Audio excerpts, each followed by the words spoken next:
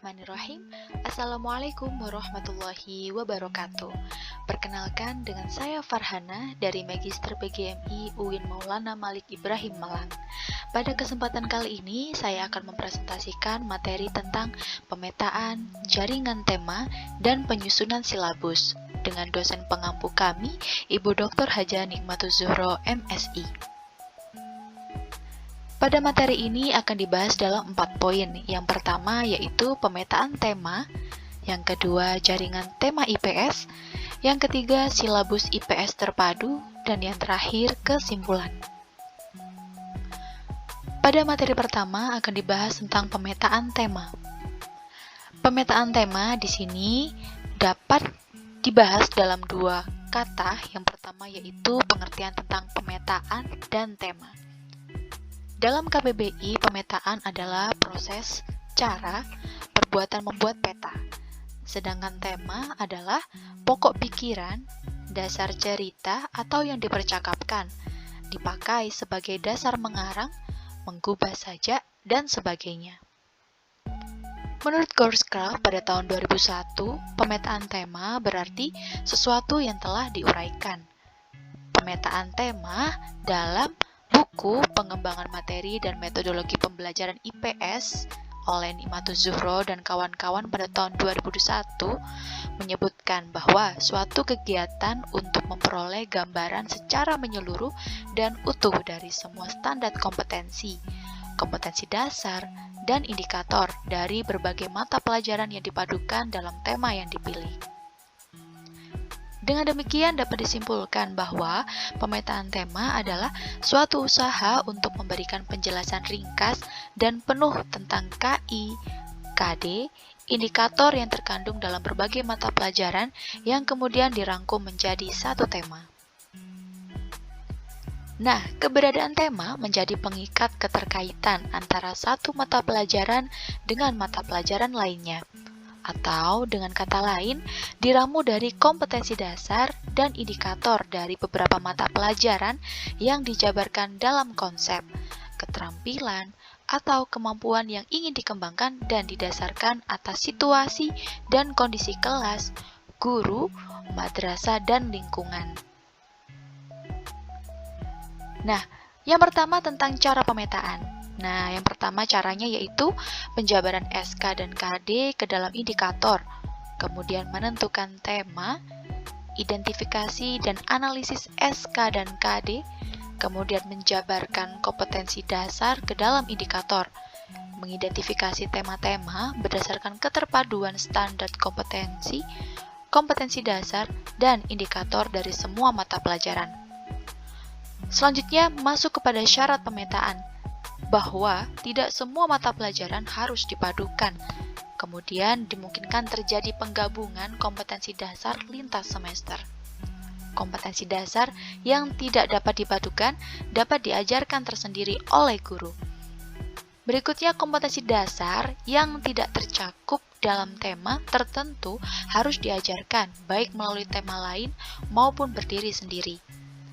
Dan kegiatan ini ditekankan kepada kemampuan membaca, menulis, dan berhitung, serta penanaman nilai-nilai moral. Dan tema-tema yang dipilih harus disesuaikan dengan karakteristik siswa, minat, lingkungan, dan daerah setempat. Nah, jika syarat tersebut sudah terlaksana, maka yang harus dilakukan yaitu pemetaan standar kompetensi dasar, indikator dalam tema, kemudian penetapan jaringan tema, penyusunan silabus, kemudian penyusunan RPP. Menurut tim Puskur atau Pusat Kurikulum dari Departemen Pendidikan Nasional pada tahun 2006, dalam menentukan tema dapat dilakukan dengan 2 cara. Yang pertama, guru mempelajari standar kompetensi dan kompetensi dasar yang terdapat dalam tiap-tiap mata pelajaran, dilanjutkan dengan menentukan tema yang sesuai. Selanjutnya, guru dapat menetapkan terlebih dahulu tema-tema pengikat keterpaduan untuk menentukan tema tersebut. Guru dapat bekerja sama dengan siswa-siswi sehingga sesuai dengan minat dan kebutuhan mereka. Berikutnya yaitu prinsip pemetaan tema. Yang pertama, memperhatikan lingkungan terdekat dengan peserta didik. Yang kedua, mulai dari yang termudah menuju yang sulit. Yang ketiga, mulai dari yang sederhana menuju yang kompleks. Keempat, tema yang dipilih harus memungkinkan terjadinya proses berpikir pada diri peserta didik. Dan yang terakhir, ruang lingkup tema disesuaikan dengan usia dan perkembangan peserta didik. Pada poin kedua yaitu tentang jaringan tema. Jaringan tema atau jaring-jaring tema juga dapat diartikan sebagai pola hubungan antara tema tertentu dengan sub-sub pokok bahasan yang diambil dari berbagai bidang studi terkait. Dan jaringan tema ini berfungsi untuk menghubungkan KD dan indikator dari semua mata pelajaran yang diajarkan di kelas. Selanjutnya, tujuan jaringan tema antara lain yang pertama, dengan terbentuknya jaringan tema, diharapkan siswa-siswi mampu memahami satu tema tertentu dengan melakukan pendekatan interdisiplin berbagai bidang ilmu pengetahuan. Yang kedua, mempermudah pemahaman. Jaringan tema juga mengajari pembiasaan agar siswa-siswi mampu berpikir secara integratif dan holistik. Nah, sebuah jaringan tema dapat dikatakan baik apabila telah memenuhi beberapa kriteria, di antaranya simple, sinkron, terpadu, mudah dipahami, dan yang terakhir harus logis. Menurut Prastowo pada tahun 2014, jaringan tema yang dirancang dalam pelaksanaan pembelajaran tematik merupakan alat yang dapat digunakan untuk mengetahui keterkaitan isi antar satu mata pelajaran dengan mata pelajaran lainnya. Maka dari itu, jaringan tema sangat perlu dipahami oleh guru agar dapat mengetahui tema yang harus diajarkan kepada peserta didik. Nah, ini adalah contoh jaringan tema pada kelas rendah di kelas 1 SD atau MI. Di dalam jaringan ini terdapat beberapa muatan mata pelajaran. Ada matematika, PJOK, Bahasa Indonesia, PPKN, dan SPDP. Untuk yang berikutnya ini adalah contoh jaringan tema di kelas tinggi, yaitu di kelas 6 SD atau MI. Di dalamnya juga terdapat beberapa muatan mata pelajaran, ada PPKN, SPDP, PJOK, IPS, IPA, kemudian ada matematika dan bahasa Indonesia. Selanjutnya kita masuk pada langkah dalam membuat jaringan tema. Yang pertama, tentukan tema terlebih dahulu. Berikutnya, menginventarisasi materi-materi yang masuk atau sesuai dengan tema yang telah ditentukan. Berikutnya, mengelompokkan materi-materi yang sudah diinventarisasikan ke dalam rumpun mata pelajarannya masing-masing. Dan yang terakhir, menghubungkan materi-materi yang telah dikelompokkan dalam rumpun mata pelajaran dengan tema. Selanjutnya kita masuk pada poin ketiga yaitu silabus. Silabus adalah seperangkat pengaturan pelaksanaan pembelajaran dan penilaian yang disusun secara sistematis. Di dalamnya memuat beberapa komponen-komponen yang saling berkaitan untuk mencapai penguasaan kompetensi dasar. Penyusunan silabus berdasarkan pada prinsip keselarasan antara ide, desain, dan pelaksanaan kurikulum dapat dilakukan dengan kemudahan guru dalam mengajar, kemudahan bagi peserta didik dalam belajar, keterukuran pencapaian kompetensi, kebermaknaan, dan kebermanfaatan untuk dipelajari peserta didik. Berikutnya tentang prinsip pengembangan silabus. Nah, di sini yang pertama, ilmiah. Artinya, keseluruhan materi dan kegiatan yang menjadi muatan dalam silabus harus benar dan dapat dipertanggungjawabkan secara keilmuan.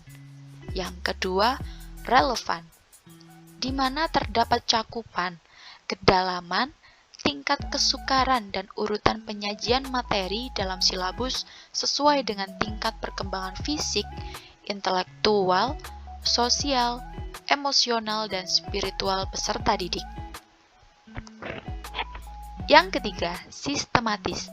Adapun komponen-komponen silabus harus saling berhubungan secara fungsional dalam mencapai kompetensi. Berikutnya yang keempat, konsisten.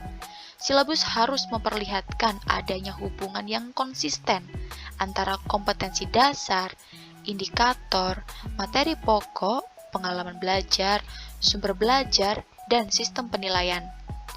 Yang kelima, memadai.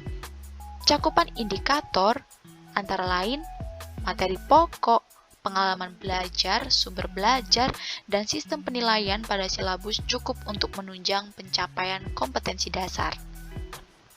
Yang keenam, aktual dan kontekstual.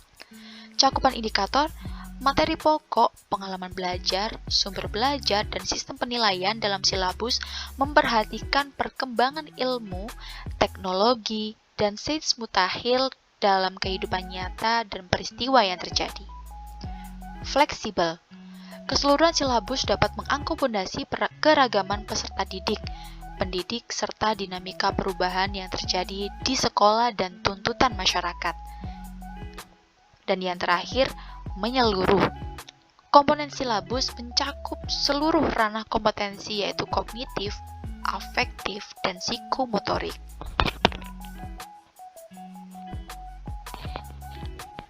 Kesimpulan.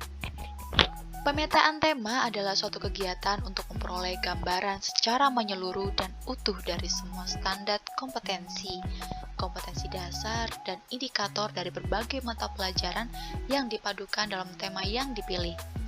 Jaringan tema merupakan kegiatan yang menghubungkan KD atau kompetensi dasar dan indikator dengan tema pemersatu. Sedangkan silabus adalah seperangkat pengaturan pelaksanaan pembelajaran dan penilaian yang disusun secara sistematis. Di dalamnya memuat komponen-komponen yang saling berkaitan untuk mencapai penguasaan kompetensi dasar. Demikian pemaparan materi dari saya, Farhana. Kurang lebihnya mohon maaf. Wassalamualaikum warahmatullahi wabarakatuh.